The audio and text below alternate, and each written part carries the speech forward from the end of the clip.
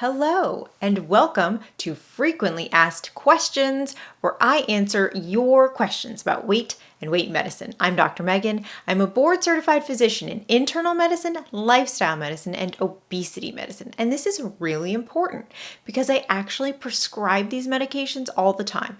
I actually talk to patients about their weight all the time. I've helped hundreds of patients lose weight, and I'm here to help you too. So let's dive in. Okay, today's question is, does the return of food noise factor into whether or not to titrate up to the next dose? This was in response to the video I made about, is your GLP-1 dose potentially too low? And this is a great question. Okay, so yeah, such a good question. Okay, yes and no.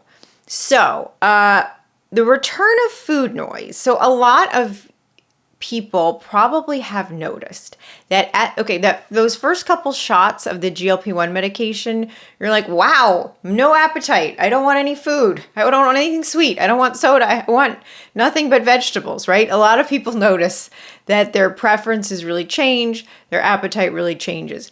But as somebody gets more and more used to the medication, that gradually kind of that really strong suppressive effect wears off a little bit, which is good because I want people to have an appetite.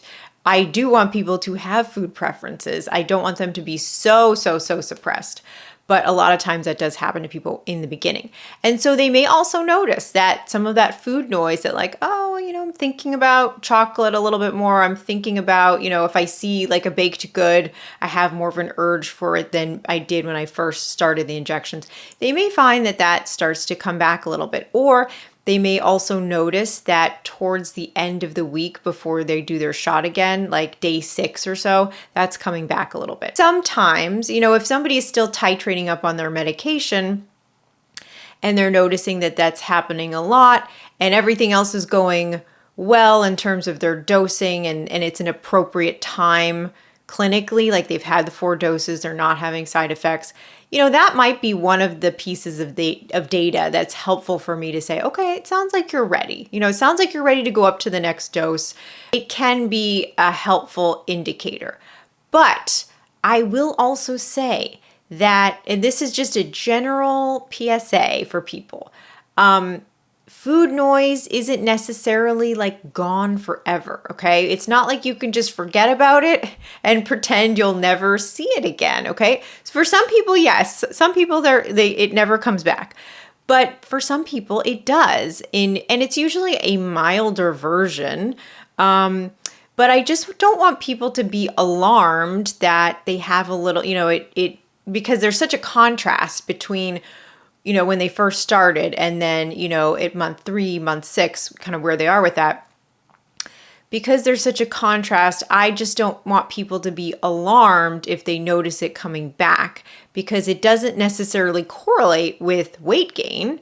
But it's just, for me, it's a sign that their body's adjusting to it. And so for somebody who's on their maintenance dose, let's say I have a patient and they've lost 20% of their total body weight, they've noticed they have a little bit more food noise. For me, it doesn't necessarily mean that anything has to happen other than, okay, well, let's also take a look at what you're eating, because there are foods that are going to increase food noise. And so the more you can lessen that, the more you can, cut out processed foods, be very intentional if you do have foods that are high in salt or high in sugar or processed, like you want to be very careful with those kinds of foods because they are going to likely increase food noise. But so I always want people to take a look at that. But it's not unusual that when people are on the medication for a long time, they may notice that comes back a little bit. And I just don't want people to think it's a cause for an alarm. I think it is important for people to just realize that that may happen, and so they can't totally absolve themselves of any responsibility in terms of taking care of that, of like doing what they can do on their end to make sure that they're doing everything to prevent excess food noise from happening. And that is usually very diet related. So are they getting enough protein? Are they eating a lot of fruits and vegetables? What's the processed food situation? What's the soda situation? Like all those things are really going to help.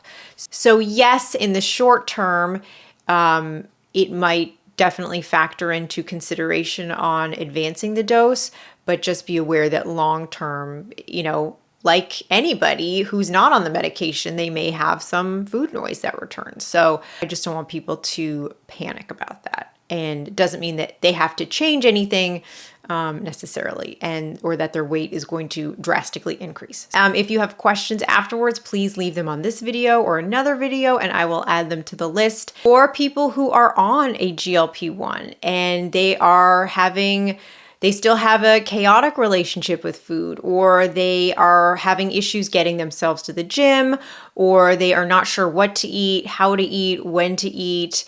If you want to just fix that, you should schedule a consult call with me. I will tell you all about how I help people with the non-medical aspects of weight loss with coaching. That's going to do it for today. Thank you so much for watching, and please be well.